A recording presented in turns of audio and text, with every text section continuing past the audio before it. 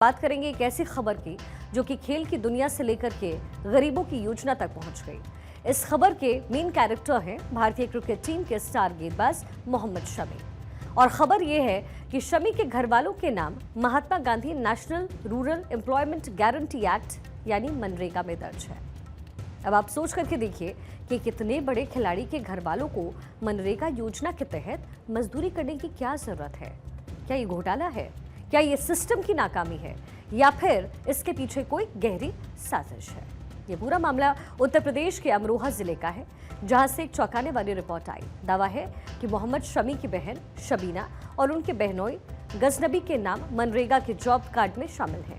इतना ही नहीं, शबीना को साल 2021 से 24 तक लगातार इस योजना के तहत पैसे मिलते रहे। रिकॉर्ड के मुताबिक शबीना का मनरेगा योजना में 4 जनवरी 2021 को रजिस्ट्रेशन होता है। 21 मार्च 2022 से 23 जुलाई 2024 तक शबीना ने मनरेगा में 374 दिन मजदूरी की। इसके बदले शबीना के SBI खाते में तकरीबन 70,000 रुपए आए। शबीना के पति गजनबी भी मनरेगा मजदूर हैं। रिकॉर्ड पर लिखा है कि इन्होंने साल 2021 से 24 तक तकरीबन 300 दिन मजदूरी की। इस काम के बदले उनके खाते में तकरीबन 66,000 रुपए आए। आरोप ये सत्य है, 4 साल से मनरेगा उनके खाते में आ रही है। ये तो ऑन रिकॉर्ड है, मैं फर्जी बात थोड़ी कर रहा हूँ। ये तो आप रिकॉर्ड निकलवा लेना। शमी की बहन है और एक उसकी लड़की की शादी हो गई 5 साल से।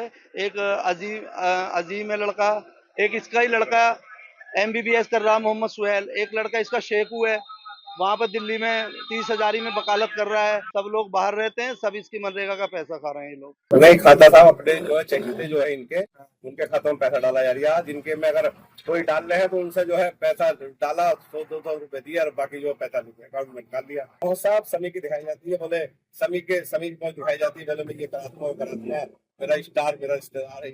ग्राम कलोला में इस प्रकार से नरेगा के फंड्स को जो है प्रधान ने अपने निजी स्वजनों के खातों में डाला है। तो इसकी जांच अभी DC मनरेगा के माध्यम से कराई जाएगी और जो भी दोषी है, चाहे ब्लॉक लेवल से है, चाहे वो कंप्यूटर ऑपरेटर या APO जो भी लेवल से है, तो उससे हम लोग वसूली भी करेंगे और उसके खिलाफ कार्रवाई भी करेंगे।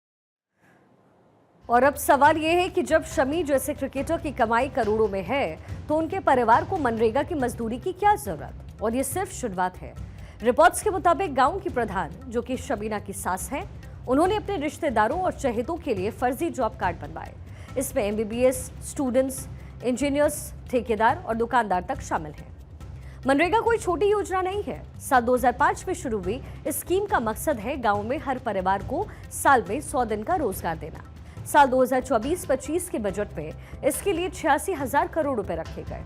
लेकिन क्या ये पैसा सही हाथों तक पहुंच रहा है? अमरोहा के पलोला गांव में जो हुआ ये सवाल का सही जवाब देता है। वहां की जॉब कार्ड्स पे न सिर्फ शमी के रिश्तेदारों के नाम है, बल्कि ऐसे लोग भी शामिल हैं जिन्हें मजदूरी की जरूरत ही नहीं है। एक रिपोर्ट के मुताबिक साल 2023 में देश भर में मनरेगा के तहत 2.5 करोड़ से ज्यादा जॉब कार्ड्स फर्जी पाए गए। यानी सरकारी खजाने से पैसा निकल रहा है, लेकिन मेहनतकश मजदूरों तक पहुंच नहीं रहा है। वहीं अगर मोहम्मद शमी की बात करें, जिन्होंने हाल ही में चैंपियंस ट्रॉफी में कमाल करके दिखाया, वो आज करोड़ों के मालिक हैं। उनकी बहन और बहनोई का नाम मनरेगा में होना हैरान करने वाला है। यहाँ सवाल ये भी है कि क्या उन्हें इस बात की खबर थी या फिर ये उनके नाम का दुरुपयोग है। कुछ लोग कह रहे हैं कि ये शमी को बदनाम करने की साजिश हो सकती है। अब जरा याद कीजिए, साल 2018 में उनकी पत्नी हसीन जहां ने उन पर घरेलू हिंसा का आरोप लगाया। साल 2021 में T20 वर्ल्ड कप के बाद उन्हें सोशल मीडिया पर ट्रोल किया गया। क्या ये उसी कड़ी का एक हिस्सा है? दूसरी तरफ सवाल ये भी है कि शमी के गांव के इस ग्राम प्रधान ने इतना बड़ा खेल आखिर कैसे रच दिया? जहां इस बात को भी समझना होगा कि ये सिर्फ शमी की कहानी नहीं है, ये उस सिस्टम की नाकामी की कहानी है जो कि गरीबों के लिए बना था।